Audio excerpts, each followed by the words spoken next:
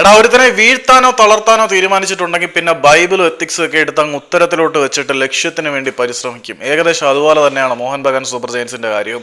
അവരൊരുത്തനെ പൊക്കണമെന്ന് തീരുമാനിച്ചാൽ എന്ത് വില കൊടുത്തും അവനെ അവിടെ നിന്ന് കൊണ്ടുവന്നിരിക്കും. രണ്ടിലൊന്നിനെ പൊക്കും എന്ന് മോഹൻ ബഗാൻ തീരുമാനിച്ചിരുന്നു. Either Apuia or Jeakson Singh Thounaojam.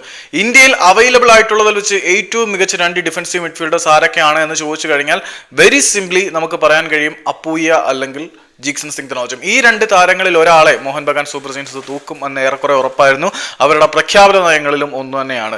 ഏതായാലും മുംബൈ സിറ്റി എഫ് സിയിൽ നിന്നും അപ്പുയ്യെ തൂക്കാനുള്ള നടപടിയിൽ അവർ വിജയിച്ചിട്ടുണ്ട് എന്നാണ് അറിയാൻ കഴിയുന്നത്. കൂടുതൽ വിവരങ്ങൾ പുറത്തേക്ക് വന്നിട്ടില്ല. എന്നിരുന്നാൽ പോലും റെക്കോർഡ് ട്രാൻസ്ഫർ ഫീസുകളിൽ ഒന്നാണ് അവർ മുംബൈ സിറ്റി എഫ് സിക്ക് കൈമാറുന്നത്. അതുകൂടാതെ സാലറി പാക്കേജ് എന്ന് പറയുമ്പോൾ ആനുവൽ സാലറി 6 കോടിയോളം വരുന്നുണ്ട്. ഇന്ത്യൻ ഫുട്ബോളിലെ റെക്കോർഡ് സാലറി കൂടിയായിരിക്കും അപ്പുയ്യക്ക് കിട്ടുന്നത്. നിലവിലെ റിപ്പോർട്ടുകൾ സത്യമാണെങ്കിൽ 6 കോടി വരുന്ന ലോങ് ടൈം കോൺട്രാക്ട് എന്ന് പറഞ്ഞാൽ ഒരു 3 വർഷത്തേക്ക് തന്നെയാണെങ്കിൽ 18 കോടിയുടെ കോൺട്രാക്ട് ആണ്. 4 വർഷത്തേക്കാണെങ്കിൽ അത് 3, 6, 6, 4, 24. അത്രയും വലിയൊരു ട്രാൻസ്ഫർ ആണ് നടക്കാൻ പോകുന്നത്.